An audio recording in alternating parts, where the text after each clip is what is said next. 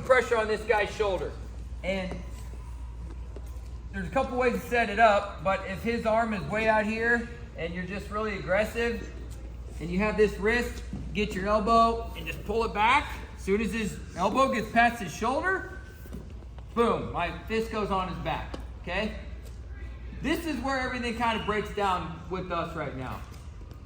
You have to, the first thing you have to do is take his shoulder and drive it into his ear. If you can't see, go over there, okay? His shoulder has to go into his ear. That's my first goal. I don't start walking like this. I don't start pulling like this. I don't start taking big steps. I try and drive his shoulder. See how I roll his wrist under? Okay, I roll his wrist under and then I go shoulder into the ear, okay? Once I get his shoulder into his ear, if I'm a little high, I might have to reset and go again. But once I get to this spot, my elbow kind of goes towards his ear again. So his shoulder in his ear, my elbow kind of goes down, and I start walking. And I readjust.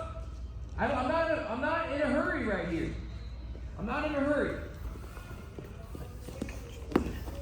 As I'm running, if I get too high, just settle back. Settle back.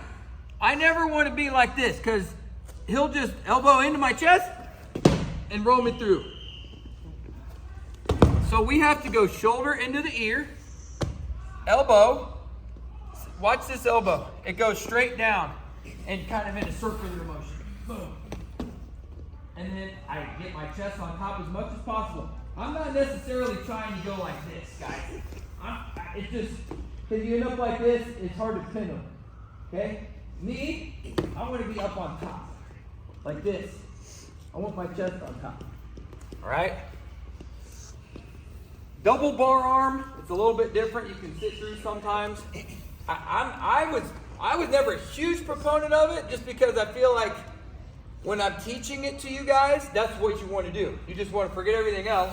You know, you might have a perfect bar and a wrist, and then you're letting go of stuff, and you're trying to get this and bundle it up, okay? Now, I'm not saying there's never a time to do this, but we got to get good right here. We got to get good, really good right here. I got a bar. My head and my chest is up. I got this wrist. First thing I got to do is run him up. Boom. See how I did a half circle pretty much? Now from here I'm on my toes. All pinning rules apply. Looking at his back, squeezing on my toes, chest to chest. All right? We got to get good at that because once we get good at that, we can teach you all kinds of stuff. Once you get good at this right here, let's say he builds up to his base. Okay? Now I got this reinforced bar. Okay? Oh my goodness. Now I got this reinforced bar. It's like a cross wrist and a bar. We're not doing this yet. We got to get good at regular stuff. Okay? There is so much you can do from here. Okay? You can go tilts over here. Okay?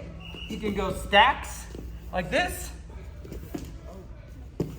There's a lot you can do from there. You can tilt both sides. You can hit stack.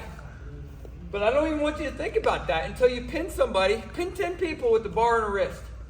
Pin 10 people. That's when you can pin somebody in a regular bar and a wrist, you start thinking, man, I can start getting better at this because regular, like really good guys don't get pinned in just a bar and a wrist, right? So I'm gonna go reinforced bar. We got to stair step, okay?